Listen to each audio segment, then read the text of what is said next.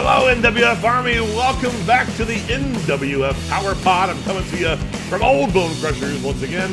And, of course, our co-host, Wildcat Chris Harris, is here. Hello, Cat. How are you? Hello, guys. Hello, Kirk Sheppard. It is always a pleasure to see you. Of course, we had a big jam-packed weekend this past Saturday and Sunday. Huge shows, both at Covington and at Bone Crushers. And we'll get into all that in a little bit. But how are you? What's been going on?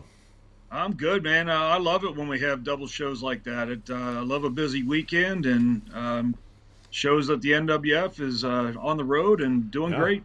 It's been an amazing October so far. The weather has been gorgeous. I'm looking forward to another, hopefully, great weather weekend, especially this Saturday when we're in Fairfield at that Swine City Brewing show outside.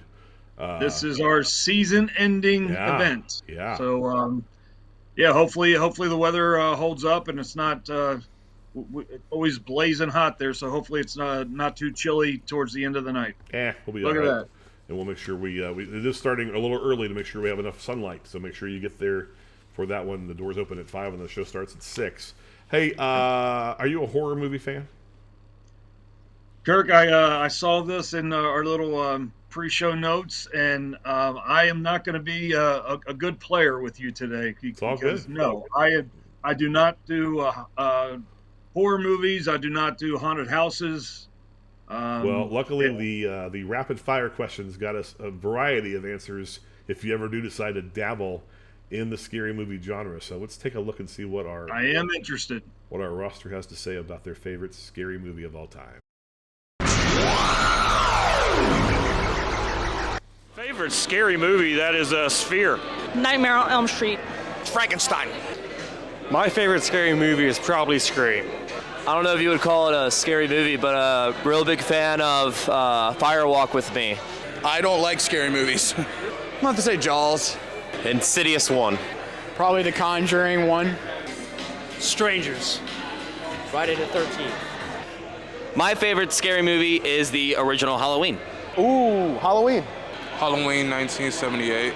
Ooh, I love Michael Myers, so Halloween. Whoopsie. Ooh, maybe Halloween. Nightmare on Elm Street, the original.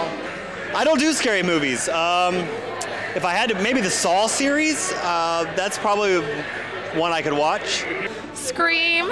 My favorite scary movie of all time is the original Friday the 13th. Child's Play. Well, most people consider it a scary movie. I don't consider it a scary movie, but it's No Country for Old Men, because at the end of No Country for Old Men, the bad guy wins, because the bad guy always wins. James I knew you were going to end on that note. He's just always got something provoking to say. I'll tell you what, I can usually do the Friday the 13th and the Nightmare on Elm Street. I can usually handle those. But when they started coming out with these movies that, that could really happen, I'm not a big fan of that. My idea of a haunted house is meeting with the IRS man, and then you move into a room where you talk to the mechanic, and then you go to get your labs drawn for the doctor. That is an old man haunted house. That's the kind of thing that scares me these days. Not being a horror fan, that has actually worked pretty well in this household, because when we go see a movie, we don't have to worry about want to see a horror movie, because my wife feels the same. Good. That is perfect. Our guest today is actually wearing a horror movie inspired T-shirt tonight on the broadcast. Sounds great. So let's bring him on. This is Andrew Reed. Hello. What is up, guys? Good to talk to you, Kirk. Looks like Good you're to talk excited to you, Kat. about the new Halloween movie coming out in a couple weeks, but I bet you're even more excited about this Saturday's big event in Fairfield when you finally get to go one-on-one with Joshua. Yeah, it's been a long time coming. August 20th was a long time ago, it feels like, and finally get to get my hands on Joshua and get to give him what he deserves. How would you explain what happened? You guys were tag team partners and things were going pretty good, and then what broke down?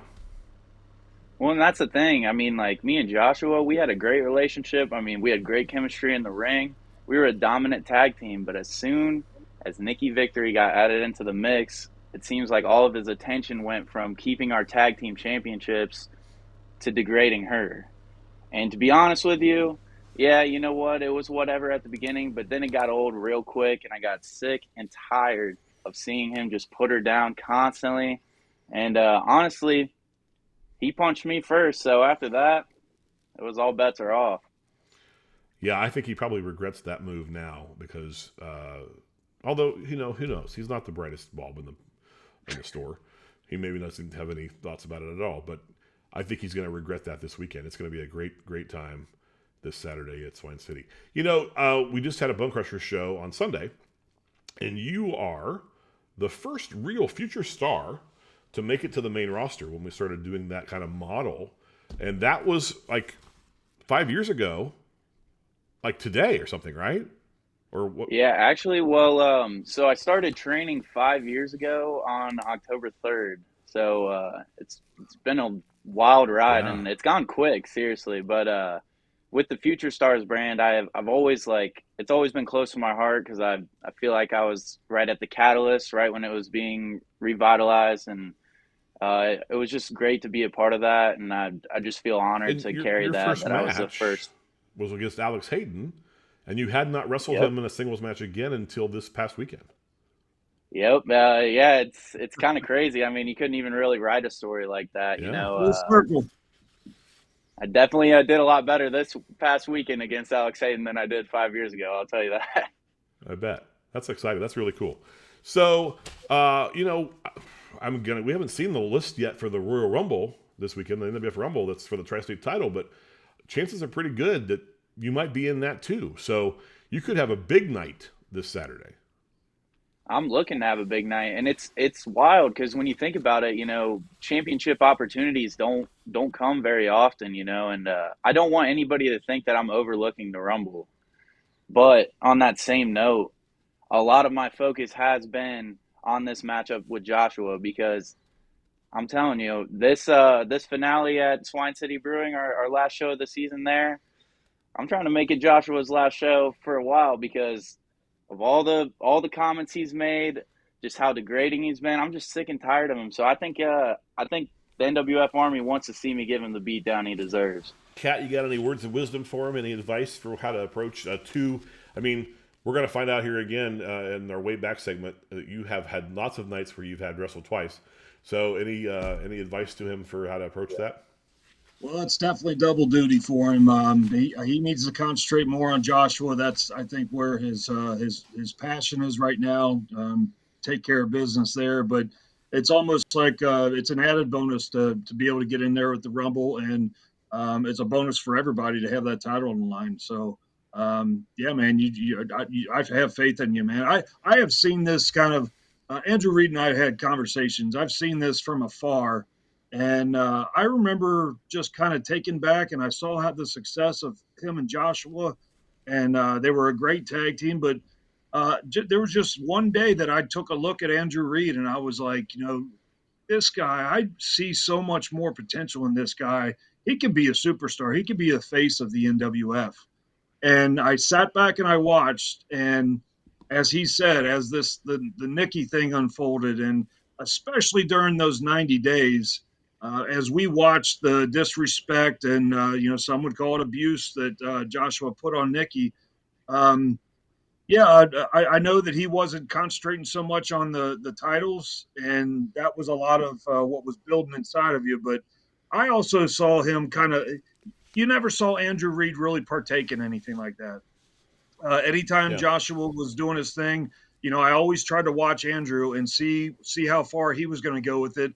And, being the partner, being part of the team, he just he stayed back. But if you look at it, it was all Joshua, and Andrew Reed just kind of stayed back and watched. And but then, we saw it in Covington, it just got to a point where it had to stop. And I'm glad I give you a lot of credit, Andrew. You finally put your foot down, and you're right. Josh made the first punch, so and the crowd responded with great joy at seeing you retaliate and to make that separation. So I feel like it was a good call in lots of ways. Yeah, it really felt like they wanted me to get that retribution as much as almost I did, and I feel that energy out there when I get to go out to the crowd. being partners with Joshua, it's like I was focused on the match and he was focused on the Nikki stuff, and I don't know. It's easy to forget like who I was, but like you said earlier, I was the first future star. Like I want to do a lot in the NWF. I don't want to play a sidekick role. I don't want to sit in the back seat, and I feel like now I really got this opportunity in my hands, and I got the ball. I just got to run with it, Yeah. So. I think Can't wait till Saturday, and let's see. Can't wait for the future. You could be victorious twice and walk out with the tri-state title this weekend. In fact, this weekend is going to be a big, big, big night. So we know it's going to be you and Joshua in action. We also know about the Rumble, which we'll talk about in a second. Also signed for this weekend, the Women's Revolution title on the line as Savannah Sweet challenges Ella. That's I'm looking forward to that one. I think that's going to be an excellent, excellent matchup. Also, Star Rider defends his heavyweight title against Mr. Reality Check. Star Rider has had such a variety of opponents so far, right? Nasty Russ, Joshua, and then Adam Swayze this past weekend, and now Mr. Reality Check coming up this Saturday night. That's a diverse you can't deny he's been a fighting champion, and he's been victorious every time. So that's great. And then, of course, if you've been paying attention this week to our online media, you've seen the intensity increase dramatically in that Anthony Bryant, Genuine Superstar, Titan fiasco, and now both of their careers are on the line. It's a retirement match for somebody this weekend. This thing as it's progressed, man, I tell you, it's got my heart pumping a lot, and it's actually making me a little nervous. So yeah, you said it, Kirk, that the intensity of this thing has risen so much that I don't know what to say about this match because it's hard not to have personal feelings in here. Tony's my friend, but I'm a friend for a long time. But when you put it into words and put it on paper that your career is on the line, I mean, just one more 1, 2, 3 count can be it for you. Yeah. You don't get to end on your own terms. So for both of them, it's the season ender in Fairfield, and of course they both have had great careers in Fairfield down the street at the UAW Hall, both winning their NWF championships in that building. And this weekend, it's going to be the final entry for one of them in Fairfield, and you don't want to miss that, fans, because it's going to be big. But I think we have an announcement about the Rumble that we need to make. Absolutely. So as we know, it will be for the Tri-State Championship. That's, like I said before, it's a big bonus, but here we are unveiling it right now. A brand new Tri-State Championship belt will be given to the winner of the Rumble. So bright and shiny right there for all our podcast watchers and listeners. Get to see it for the first time, but this will be around somebody's waist. After that, it could be anybody. It's 30 people, and it Rumble. All the rules are out the window. I mean, it's over the top rope, and anybody could surprise us and pull off a victory. And if we remember the last Rumble, it was for the NWF Championship. So, it's on the line, and of course, Adam Swayze came out on that one. But when you got, it's not just laying claim to being the winner of the NWF Rumble. I mean, you walk away with, you got a championship, and that will forever be with you. I'm so excited about this show coming up this weekend. You don't want to miss it, fans. A good-looking new championship. Yeah, what do you think about that, Andrews? That's got you excited? You can't wait to get your hands on that puppy? Yeah, I mean, I saw some eyes right in there. Man, after seeing that belt, I might have to focus a little bit more on the Rumble. There you go. Hey, I think it's time. Andrew, you can hang out with us for this, and we can hear about some history. I've been told by several folks that this is their favorite part of the podcast, is the history lesson that we do. So let's go way back.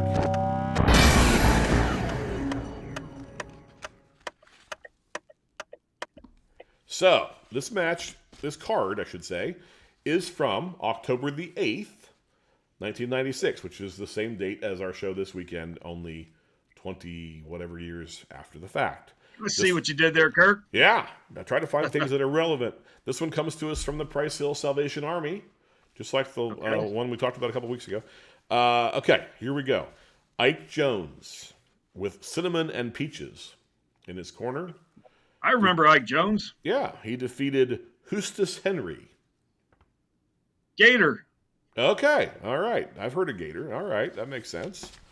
The Golden Dragon defeated Tyron with Kane in his corner. Probably not the mayor of Knoxville that we know and love as Kane, but someone else named I Kane. don't think Glenn Jacobs was in Salvation Army, no. No, that was a couple years before he made his debut.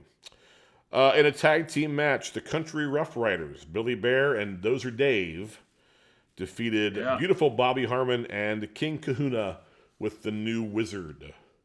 Now, people who we haven't talked about Bobby Harmon, but I mean, talk about a wrestling legend.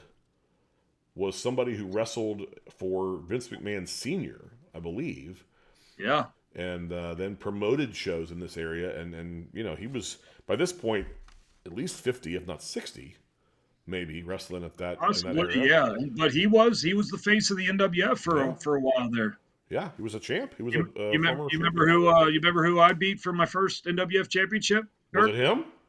It was Beautiful Bobby. Okay. All right. We got to find those results somewhere. I haven't seen that card. I was talking to Andrew before we came on the air about, and we'll talk about it at length one of these days, 8 men, 8 years, 8 champions. And what an amazing night that was. The tournament, yeah. Folks on that show.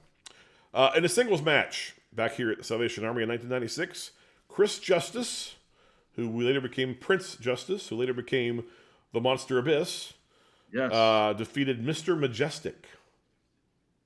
Oh, Mr. Majestic. Okay.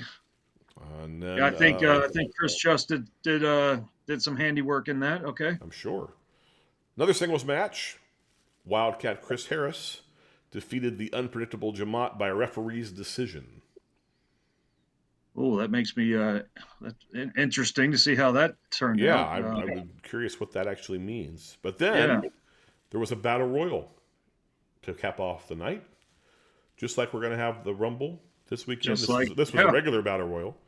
But Dugan the Lumberjack beat Billy Bear, Bobby Harmon, Chris Justice, Dozer Dave, Golden Dragon, Eustace Henry, Kane, King Kahuna, Mr. Majestic, The Spoiler, and Tyron. Last eliminating Tyron in 11 minutes and 5 seconds to win the battle royal. Dugan the Lumberjack. That is very believable because Dugan the Lumberjack was a massive individual. So he was... I'm sure he was tough to get over that top rope and just as easy could toss you over. So, I remember Dugan a lot. He was a sweetheart of a guy. Yeah, that's Used to go to the ring passing out candy to the kids. Oh, well, isn't that nice? It's Halloween time. Might try that. Of course, who's going to pay for it? Roger Ruffin ain't buying the candy, I can tell you that. Not if it's free. Speaking as one of the future stars who made it, the first future star who made it, you know firsthand just how great Bone Crushers is. If you want to become a professional wrestler, I can talk. You want to do that at Bone Crushers, you can start immediately with $100 down. And we train on Tuesdays and Thursdays. Just stop down there at the Bone Crushers building on a Tuesday and Thursday and have a conversation. You might find a Wildcat there. Definitely talk to Roger Ruffin or anybody else who's there training folks and get you started. Andrew, anything you want to say about Bone Crushers and how it's helped you become who you are today? I mean, my life completely changed 5 years ago. Like I said, when I walked through those doors, not only did I get the opportunity to chase this dream that I've had ever since I was a kid, but I've got the opportunity to meet so many awesome people and just had so many great experiences ever since. And I'll forever be grateful for Roger Ruffin and Bone Crushers and everything that the NWF has done for me. And really, just to anybody who's kind of on the fence about, oh, well, I don't know, maybe I'm too old or I'm too out of shape or whatever. The longer you wait, the more you're gonna regret it. So just show up, go in. You could watch a training, but show up and just give it a shot because you never know what'll happen. And I've got to say, I mean, it'll change your life and for the better. We've seen some amazing stories. Guys who came in without a whole lot of athletic background and maybe not even a whole lot of natural athletic talent became really, big stars in the NWF. Austin Medler is a great example of this, right? When he showed up, he was one of the most inflexible physically guys, couldn't even get through the ropes. I mean, he really had a hard time getting in the ring and worked his rear end off and became, a huge legend in the NWF and the Hall of Famer. So, yeah. And actually a guy we're going to see in a couple weeks, Tiny Tim. he was notorious for not being able to run in a straight line and run the ropes, and he's also in the Hall of Fame, and we're going to see him actually in action coming up in Mount Orb. That's coming up in a couple weeks on October the 15th. In fact, he's going to be in action against Mr. Destiny. That should be an interesting matchup. And also on that night, I understand that Star Rider, as long as he can successfully defeat Mr. Reality Check, should be taking on Sinclair Octavius Bentley. So that's another fierce competitor for the Star Rider. Sinclair looking to get his hands on some more gold. Coming up there in Mount Orb. Also, we don't want to forget that gigantic Future Star show at the VFW Hall there in Elmwood Place. Too big for Bone Crushers to hold, with the Steel Cage main event on October the 22nd. That is going to be one for the ages. In fact, I got a whole bunch of matches that I don't run down the whole thing, but there'll be a Battle Royal that night. We're going to see the cage match, of course. Dakota Wolf and Pompano Joe going in 2 out of 3 falls as a result of what happened this last weekend. There'll be a women's match. Beans will be in action, and the Sharp brothers are also on that card. It's going to be huge. We'll cover more of that as we get closer to that after the event this past Sunday, it's turning out to be a very stacked card. Yeah, I'm excited for that. And then, of course, we also have our big return in Covington for Spooktacular, talking about Halloween. That's going to be a big one.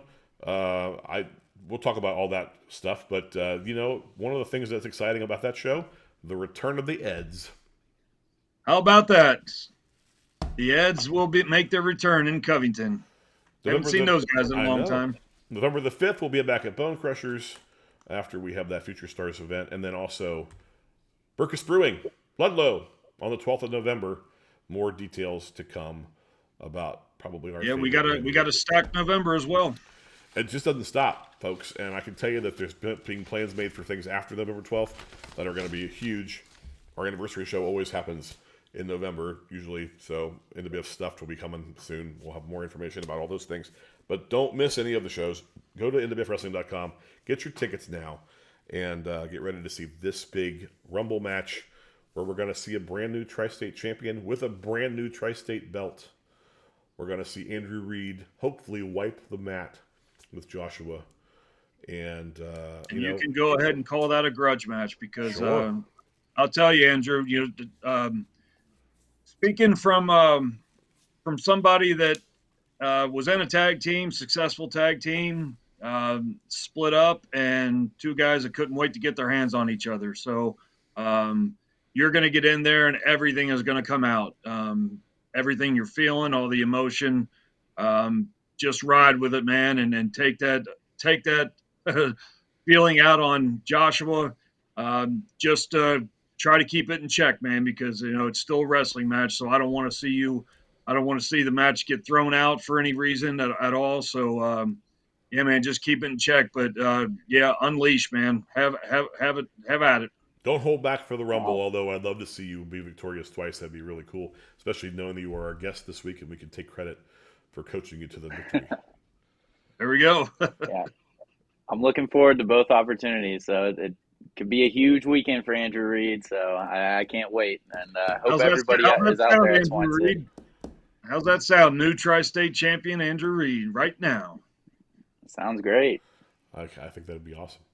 Well, fans, that's it. We got a big weekend to get ready for, and I think we should wrap this up and get ready to see you this Saturday night. Again, doors open at 5.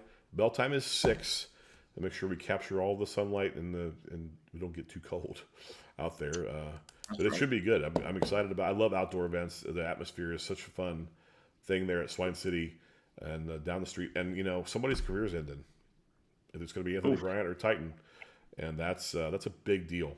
I don't take that lightly either. So I won't miss it. Actually, I had plans this Saturday, and I ended up switching not to miss the show because it's that important to me to see. That's what everybody should do. Absolutely. So if you've got things on your agenda, move it to a different day. Not a Saturday because we got too many wrestling shows. Move it to a Friday or move it to a Wednesday. You can do that. Kat, anything else last minute before we let these folks go? No, man, just talking about it. I'm excited for Fairfield. Yeah. I can't wait. There's a lot going on. Andrew, tell Joshua exactly what you're planning for him this weekend, and we'll get out of here. Well, I don't want to give too much of the plan away, but Joshua, just be ready because you're going to get the beatdown of a lifetime. That's all I got to say. Fans, we'll see you this Saturday night. Swine City Brewing, Fairfield, Ohio. See you then.